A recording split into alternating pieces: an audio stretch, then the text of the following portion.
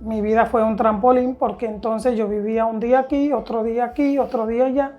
Luego mi papá vive con una persona y me lleva a vivir para ese hogar. En ese lugar yo fui muy maltratada. Él vivía con tu papá y tu madrastra. Hija, con ella y con los hijos de ella. Una de las cosas que hacía esta señora era que ella me levantaba temprano, cuando mi papá se iba a trabajar de madrugada, ella me levantaba y me decía, ven para que pele lo vibre.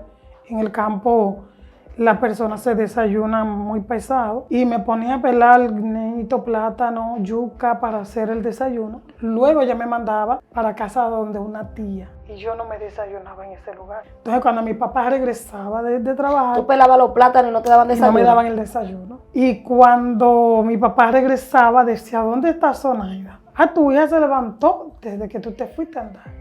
Yo no me podía defender, porque en ese entonces los hombres no se llevaban de lo que los niños les decían, sino de lo que decía el adulto.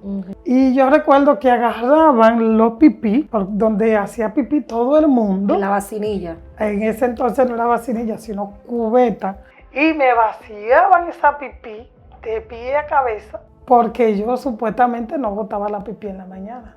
Esa señora bregaba con altar de brujería y yo recuerdo que ella le ponía refresco rojo y un día ella me mandó a buscarle algo en ese altar de brujería y yo maldije ese altar. Yo no sé cómo ella me escuchó y a partir de ahí empezó una persecución muy fuerte en mi vida porque entonces ella se pintaba la cara y me echaba miedo por la ventana.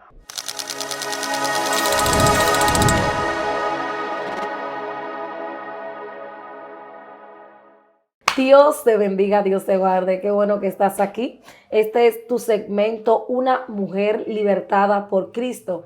Este segmento el Señor me lo entregó en el monte. Vamos a traer primero las escuderas del ministerio y luego cualquier mujer cristiana, una mujer cambiada, transformada, que tenga un testimonio poderoso para la gloria del Señor. Si estás ahí es porque el Señor te ha traído. Comparte este video con alguien, compártelo en tu grupo, en tu WhatsApp, en tu Facebook, con alguien que tú sepas que pueda ser de bendición y de ayuda. Nos encontramos desde Samaná. Zonaida. Hay gente que te ha visto, Zonaida, también aquí, te ha visto con nosotros y te ha visto y dice, mira, otra escudera también. Cuéntanos, Zonaida, ¿cómo te sientes? Muy bien, gracias a Dios. Dios le bendiga a todos los que nos están mirando ahí. Que el Señor le bendiga a todos y a todas. Vamos a empezar con tu testimonio. ¿Dónde naces y cómo es tu niñez? Bueno, yo nací en Asua, de Compostela, en el barrio de La Bombita. Y mi niñez fue un poco caótica. Cuéntanos. Vamos a decir que desde el vientre de mi madre ya venía con muchas situaciones, con problemas. Y en mi nacimiento también nací con una condición en los intestinos, en donde a mí se me inflaba el vientre y todos los alimentos que me comía, pues no los digería de la forma correcta. Wow. ¿Y entonces qué empieza a pasar en tu hogar? Bueno, mi mamá y mi papá, en cuanto a mi nacimiento, en ese proceso, esa etapa, yo paraba siempre en el médico, interna. Un día me daban de alta, otro día le daban un diagnóstico muy contrario a mi papá y a mi mamá. Y según ellos me contaron, fue un proceso muy difícil en la cual en la clínica de Angomás, algunos que conocen ahí van a saber que sí.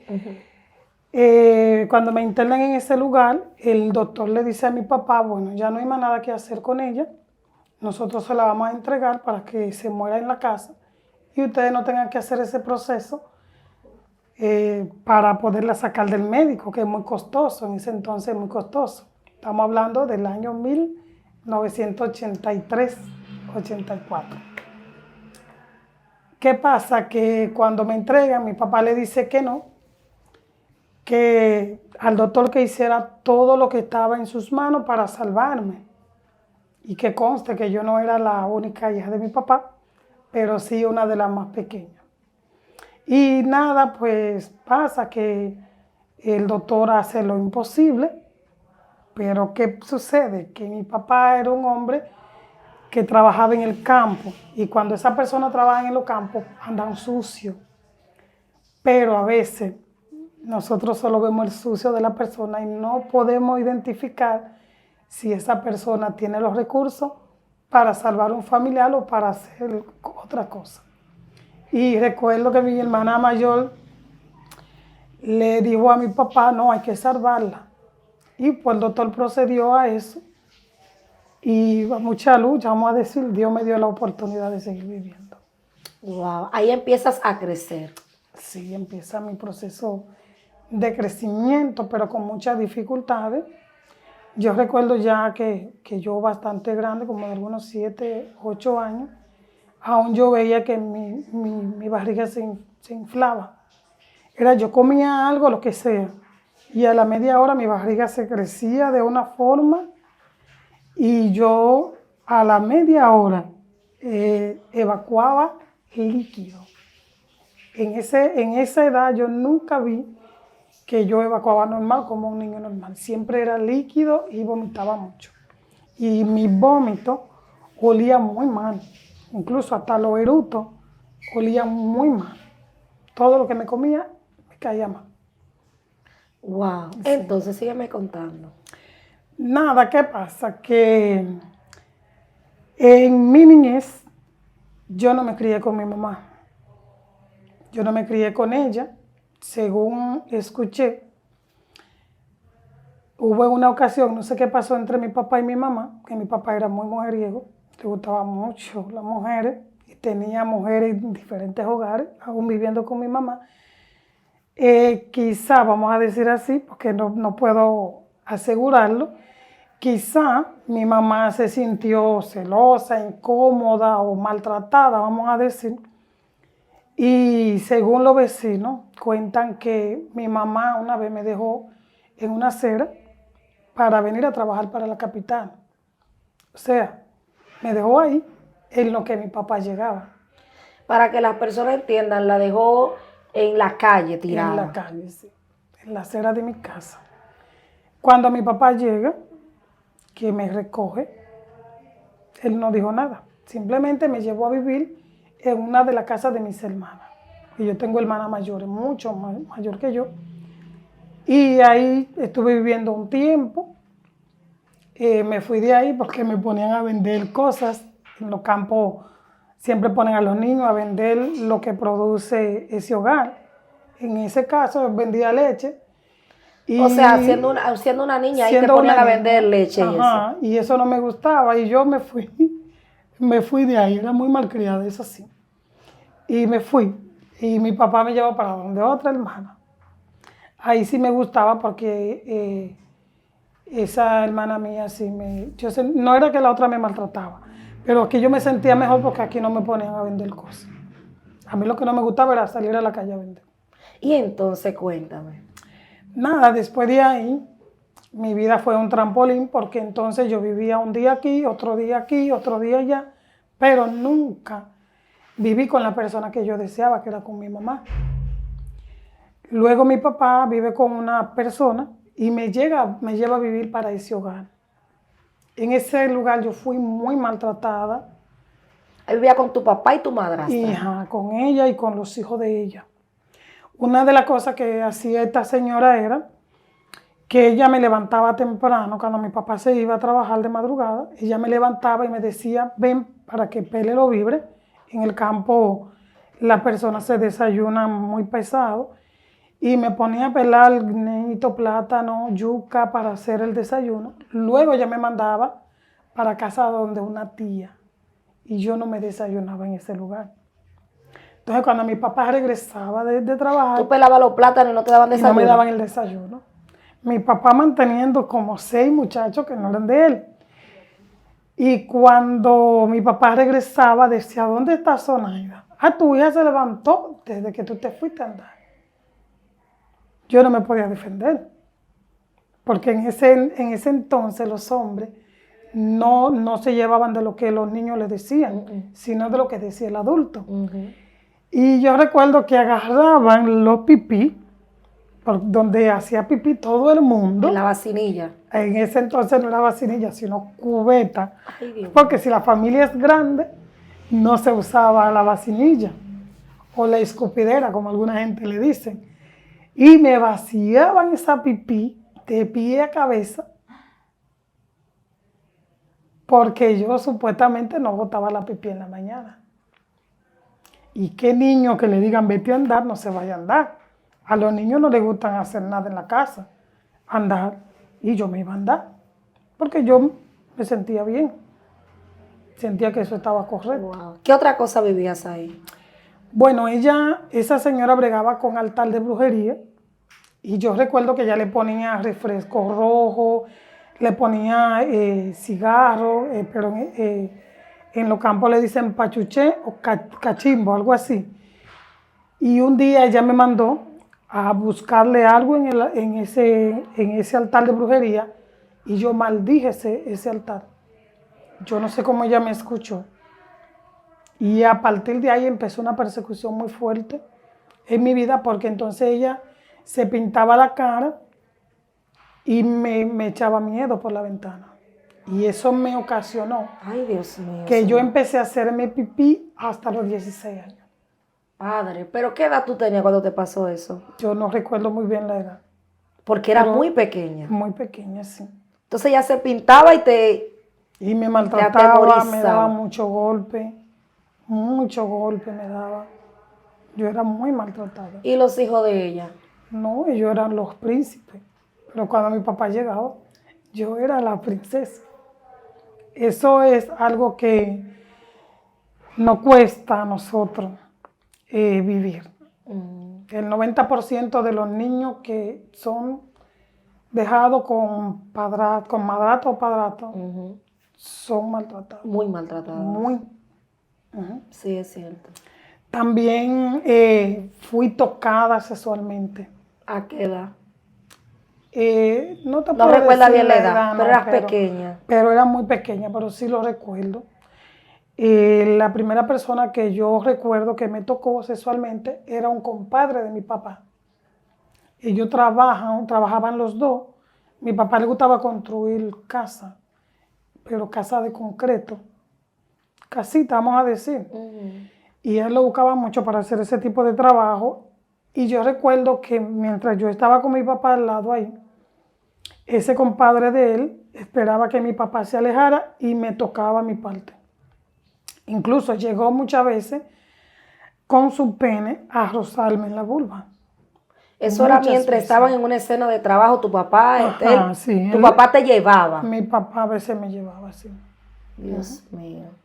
También fui tocada por un compadre de una hermana mía, de mi hermana mayor. Esto pasó después de lo primero. Después, sí. Eso me pasaba constantemente eso en la niñez. Eso es una puerta que se una abre. puerta, exactamente. La primera vez que fuiste tocada fue por ese compadre. Muy mayor, muy mayor. Muy mayor. Muy mayor. Nunca le dijiste nada a tu padre. Nunca dije nada. Ni a mi hermana tampoco. Luego la segunda ocasión, ¿cuál fue? Con ese compadre de mi hermana mayor. Yo recuerdo que mi hermana mayor a veces nos mandaba mandado. Los niños lo mandan mucho a llevar comida o ve dile a fulano que venga. Y él aprovechaba esa situación y ahí él me tocaba. En la misma casa donde estaban sus hijos, donde estaban su esposa, él lo hacía. Wow. Después de eso sigue esta escena con otra persona. Sigue con otra persona. Yo recuerdo que yo, en cuanto a estudio, fui muy bruta. A mí la clase no me entraba. Pero tú eres Ni profesional. con cucharita. Soy profesional. Porque ya después Pero de eso para ahora. mí eso lo hizo Dios. Pero yo niña era brutísima que yo me río hoy en día porque yo digo, wow, ¿cómo soy profesional si fui tan bruta cuando pequeña? Y mira que tú eres muy inteligente porque tú sabes que tú eres una de las que más, Diría de las que más en el ministerio tiene las ideas y todo. quizás fue porque no tuve ayuda cuando niña. Porque realmente fue como con fuerza muy fuerte. Cuéntame entonces la tercera escena de terror. Mi papá me inscribe en lo que se llama una escuela de verano con un profesor. Él es muy destacado allá en una de las escuelas de ASO. Y en esa escuela, el profesor me hacía señas que le abriera la piernita. Yo me sentaba adelante y yo lo hacía. Y luego que él daba lo que se llama break, allá se le dice recreo, él me pasaba a la habitación y ahí él lo hacía. Ahí yo tenía como algunos 9, 10 años. Tenía yo ahí. ¿Ellos te tocaban totalmente o era solamente... Y yo me tocaba, normal, como tener relaciones. Así. Esa escena con ese profesor, eso nunca nadie lo supo? Tampoco nadie lo supo. Yo no hablaba. Y a mí no me amenazaban. ¿Él no te amenazaba? No, no me amenazaba. Pero yo no hablaba. Porque uno de los errores que cometemos los padres es que no le preguntamos a nuestros hijos cómo te fue, qué te hicieron, dónde te tocaron. No se lo preguntamos. Pero eso sí, yo lo implementé con mis hijos. Wow. Eso sí. Entonces, ¿Esta escena qué tiempo duró con ese maestro? no duró mucho porque solo fue Un verano. Un verano. Sí. Luego de ahí, entonces, ¿qué transcurre en tu vida? Bueno, ya ahí mi adolescencia, vamos a decir, entre los 12, 13 años, yo recuerdo que yo era muy rebelde. Yo hacía lo que yo quería. Y una de las cosas que yo hacía en ese tiempo era que yo me aprovechaba del amor de mi papá. Que mi papá me amaba incondicionalmente. Y yo sí le decía a mi papá, mira, yo quiero esto, mi papá me lo daba. Yo le decía, yo no quiero estudiar en ese lugar. Mi papá cedía y él, no sé por qué lo hacía, pero lo hacía. Vamos a decir que eso era un tiempo de manipulación de mí hacia él. Y más que mi papá era mayor, muy mayor. Papá tenía en ese entonces como algunos 52 años, por ahí, más o menos. Y mi niñez mi adolescencia fue muy caótica también, porque entonces ya ahí yo tengo una rebeldía muy fuerte en la cual la utilizo en la escuela para yo adquirir lo que yo quería. Ahí sí. En la adolescencia no tuve de que novio así, porque no me gustaba que se acercaran a mí, pero sí yo peleaba mucho, maltrataba mucho. Pero todo esto producto de lo que yo de lo que viví. arrastrabas. Sí, de lo que arrastraba. Desde niña, todo lo que te había pasado. Además que me sentía abandonada por mi mamá, porque yo decía, ¿por qué ella no me busca? Porque yo veo los niños aquí que traen a su mamá, que van al parque con su mamá. Yo me escapaba, yo andaba aso entero yo, descalza, sucia, como sea, yo lo andaba. Yo era un alma libre, como dicen por ahí. Y mi hermana, yo vivía con mi hermana, que la cual la quiero muchísimo, ella a veces ni sabía dónde yo estaba. Yo llegaba a mi casa a acostarme. De la escuela yo agarraba, tiraba la mochila y por ahí mismo. Y llegaba a acostarme. Wow. Manita, una pregunta. Entonces, a partir de ahí, ¿cuándo te casas? Porque una mujer, por ejemplo, que arrastra toda esta escena y todo este trauma, ya para casarse, yo me imagino que tiene que ser un poquito más tedioso. Bueno, depende con qué profundidad los demonios te quieran a ti en la calle. Yo recuerdo que ya a partir de vamos a decir, de los 13, 14, 15 años, yo comenzaba a darme mi traguito de alcohol. Yo bebía mucho en ese entonces. Y cada vez que llovía, uno aprovechaba y compraba una chatica y empezaba a beber el alcohol. Yo ahí no tenía ni que relaciones de novio ni nada, pero sí me gustaba como estar en la calle. Wow. Y una de las cosas que yo utilicé para hacer lo que me gustaba era que me inscribí en el batón ballet. El batón ballet es bailar casi desnudo en diferentes públicos. Y yo bailé mucho tiempo en el batón ballet y esa era una de las vías en donde yo podía viajar de un campo a otro y hacer lo que gana me diera. ¿Qué pasa? Que ya como a partir de los 16 años, yo empiezo a tener novio. Ahí yo empecé a tener novio, tuve un novio muy serio, pero no me gustaba, era como que lo veía muy insípido. Y terminé esa relación. Ya termino esa, me meto con otro, con otro, con otro, con otro y con otro. Al fin que yo te cuento con mi dedo y se pierde. Empecé a tener muchísimo novio y no lo quería ninguno. Luego conocí al papá de mi hija, de ese sí me enamoré, comencé a conocerlo a él, comenzamos a salir, bebíamos, hacíamos muchísimas cosas, de todo lo que te puedes imaginar, cosas feas, teníamos relaciones y ahí salgo embarazada de mi hija. Salgo embarazada de ella, nosotros comenzamos a vivir juntos. Durante el embarazo fue todo muy lindo, todo muy bien, pero luego de que la niña nace, como a los 13 días, empezó mi caos. ¿Se mudan juntos? Sí, nos mudamos en la casa donde yo nací, que mi papá me prestó. Mi papá vivía de alquiler y tenía muchas casas. ¿El embarazo fue todo bien? Fue muy bien el embarazo. Él me buscaba todo, siempre estaba ahí pendiente, pero ya cuando la niña nace, a los 13 días de la niña estar nacida, ya empiezo yo a conocer a esa persona. Cuéntame qué pasó ahí. Cuando yo estaba en el campo, doy a luz a la niña, me llevan al campo para que mi mamá me cuidara y a los 13 días ya él me va a buscar. Ahí comienza, él sale a beber, él bebía ya antes de, pero él salía a beber, me dejaba en la casa, no me compraba lo que la niña necesitaba. Quien siempre me sustentaba era mi papá. Él siempre paraba pendiente de mí, me llevaba cosas. Y ahí comenzó entre él y yo, todo como que se distorsionó, porque fue algo tan fuerte. Me faltaba la comida, pan, leche, todo.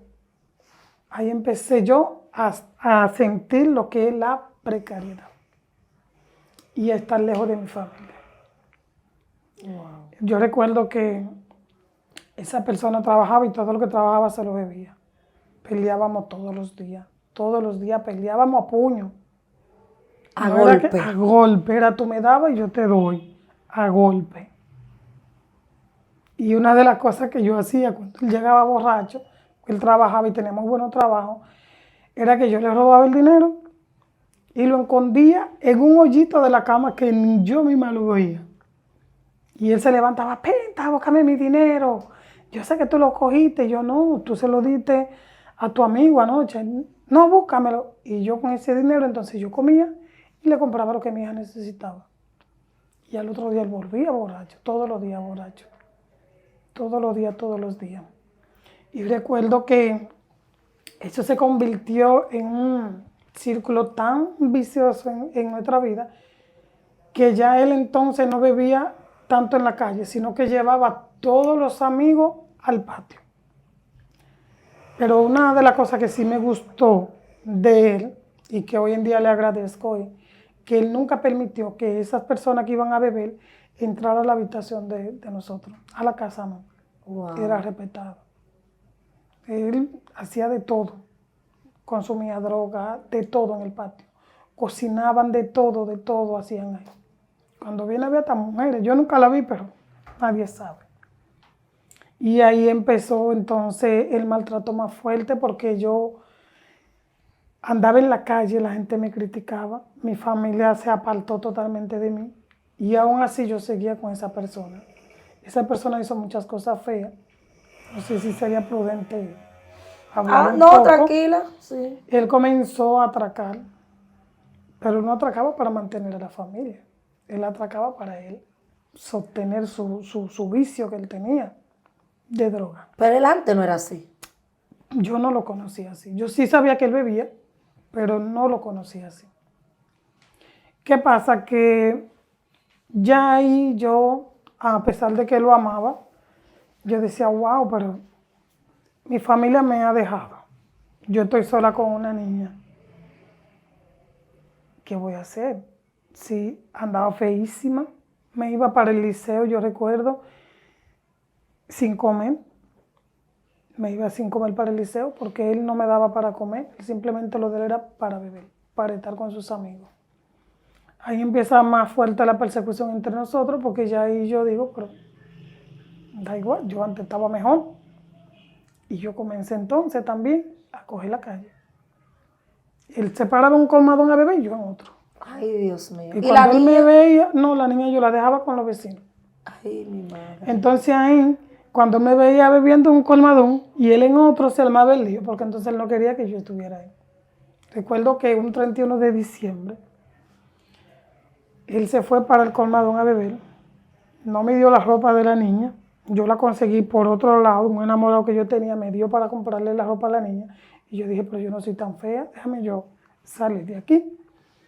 Y me fui para el colmadón. Cuando él me vio, ahí se armó el corre-corre. Entonces él me empezó a correr y yo empecé a correr para la casa y él me tiró con un puñal que si me agarraba, yo no estuviera contándolo. Pero no te llegó a agarrar. No me llegó a agarrar. Y ahí nos armamos, nos embrujamos, rompimos todo. Y al otro día me fui para donde mi mamá a seguir bebiendo. Pero yo no le conté a mi mamá qué pasó. Yo a seguir bebiendo. Entonces ahí el enemigo empezó a trabajar. Como que tú no te ves mal, porque tú tienes que estar con él. Tú te ves bien saliendo para la calle. Yo dije, pero es verdad.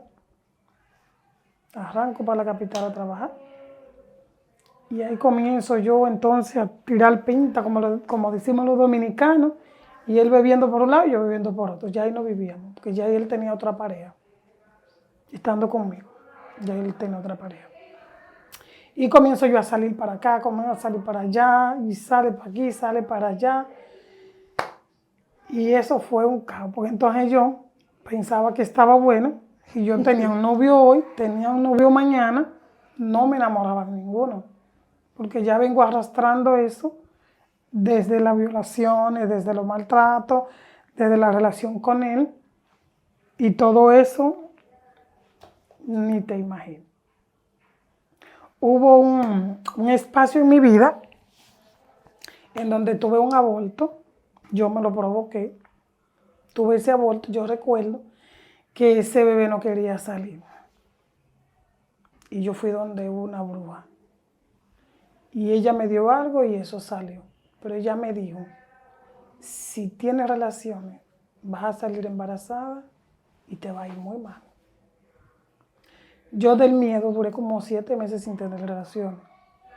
Pero después de los 7 meses a mí se me pasó eso. No metió en alcohol y metió en todas las rayuras del mundo. Tuve relaciones y salí embarazada de mi hijo. Ahí empieza otra etapa de mi vida mucho más fuerte. Porque entonces cuando le digo al papá del niño que estoy embarazada, él me dice que aborte el niño porque él tiene una mujer embarazada. Ay, Dios mío. Es fuerte, manita. Nada, yo... Que él tenía otra embarazada. Él tenía otra embarazada. Pero nosotros no duramos mucho tiempo de relación, de que de noviazgo, no. Eso era fan, y por ahí no vamos.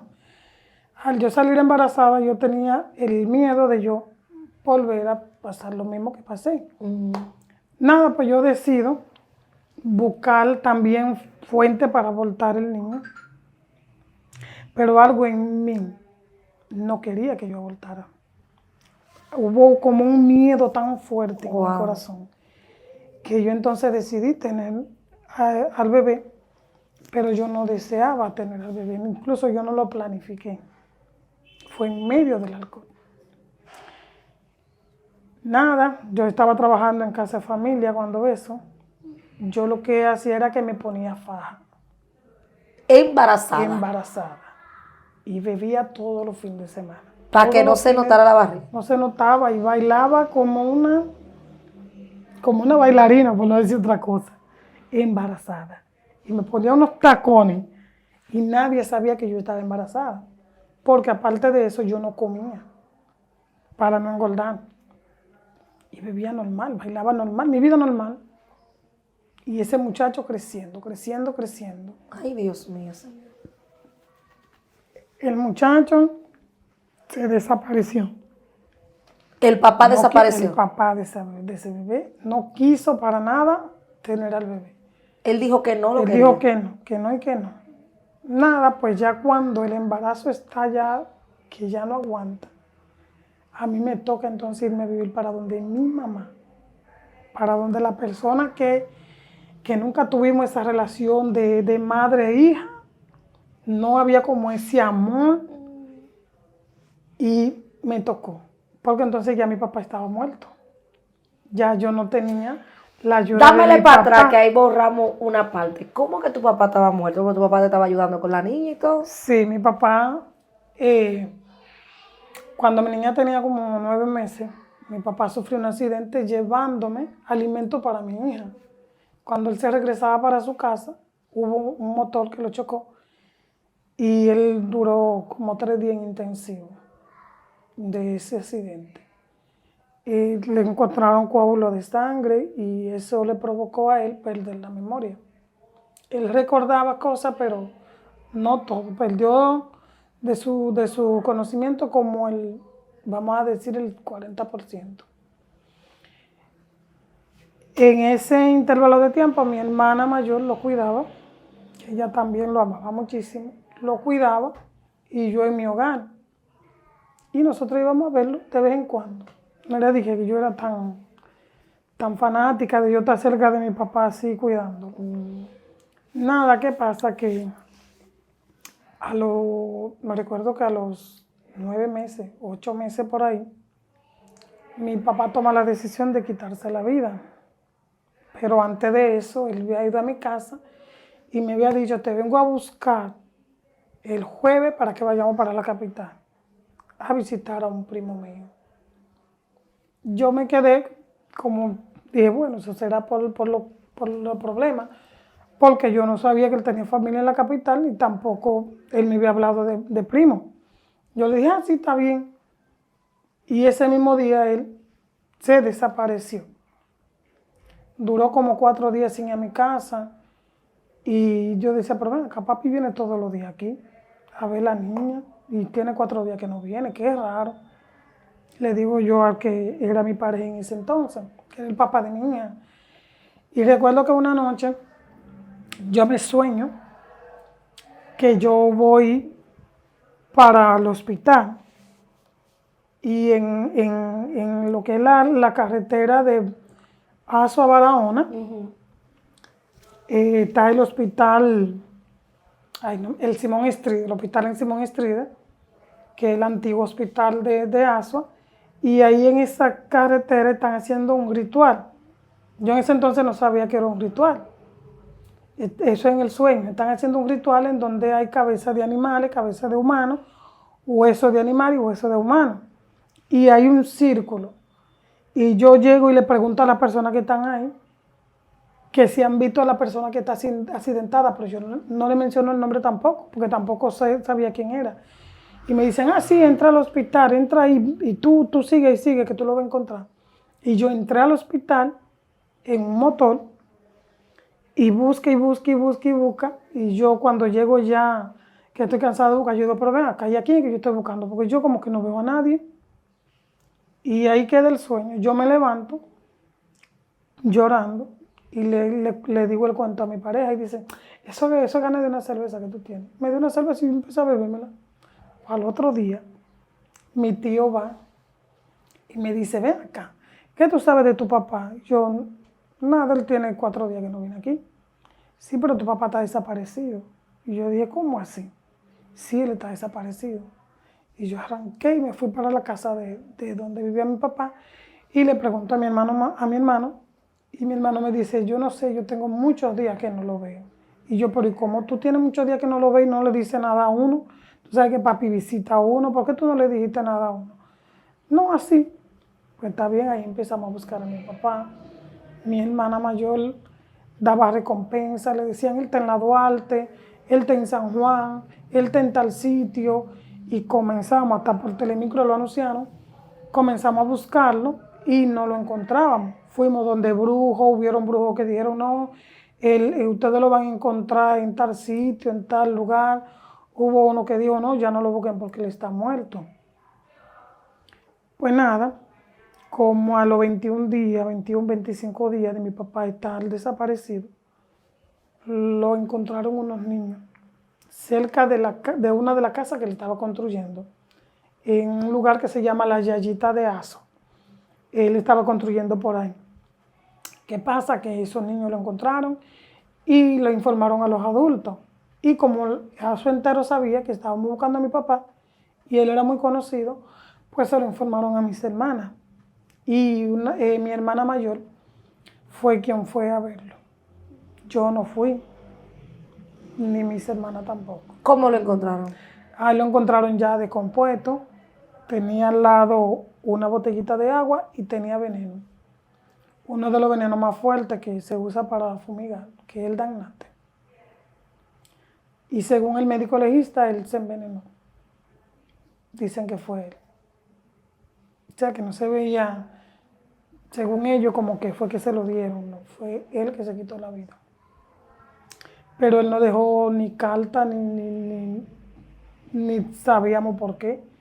Yo diría que sería por su condición que él tenía ya después del accidente. Wow, Dios mío, esto está fuerte, hermano. Me imagino que luego de que pasa esto, entonces tu vida da un giro más fuerte. Muy fuerte. Muy fuerte porque entonces ahí ya, después de que pasan los 9 días, recuerdo que una de mis hermanas no quería estar en el velorio con nosotras. Ella fue vestida con un pañuelo de rojo y en ese entonces para nosotros eso era como una ofensa, porque en vez de estar con nosotros, pues hacía esas cosas. Pero nosotros tampoco podemos juzgar porque no nos sabe por ella no quería estar pasando. ahí. No quería estar ahí. Y de hecho yo no lloraba. Yo soy muy dura para llorar. Y no es de que porque él murió, no. Siempre he sido así. Yo muero una gente y yo es muy difícil llorar. Yo a mi papá no lo lloré. Todo el mundo lloraba, se brincaba, se tiraba en el piso y yo como que, ay Dios mío, ¿por qué no me sale la lágrima? ¿Por qué no me sale? Era como una dureza tan fuerte en mi corazón que eso como que no me causaba como ese dolor, esa cosa de yo llorar. Aún soy así. Sí. Bueno, hermanos, esto tiene segunda parte de entrevista. Wow, Dios mío, cuántas cosas hemos escuchado hoy. Esta entrevista va a tener segunda parte. Vemos una joven atada en las calles, maltratada, viene del maltrato, y entonces pierde lo que más quería, que era su padre. Porque usted lo ha dicho varias veces en la entrevista, que usted era con él. Donde su padre tiene un accidente llevando el alimento para su niña, o sea, para su nieta. Y luego de esto pierde la memoria y lo encuentran sin vida en una construcción abandonada. Vamos a ver en la segunda parte qué pasó con ella y cómo ella conoce a Jesús. Si usted quiere la segunda parte de esta entrevista, le voy a recomendar que la compartan y que lo escriban en los comentarios. Escriban en los comentarios, quiero saber cómo Cristo lo hizo. Y vamos a traer la segunda entrevista a Zonaida, porque esta historia va para largo. Sí. Despídete de esa gente ahí, gloria al Señor, que yo sé que van a estar expectantes a la segunda parte. Bueno, Dios le bendiga, Dios le guarde. Espero que puedan compartir esta entrevista y que les sea de edificación. Y denle pulgar arriba y hagan en los comentarios si quieren la segunda parte. Dios le bendiga mucho. Amén. Amén, amén. Dios le bendiga. Chao, chao.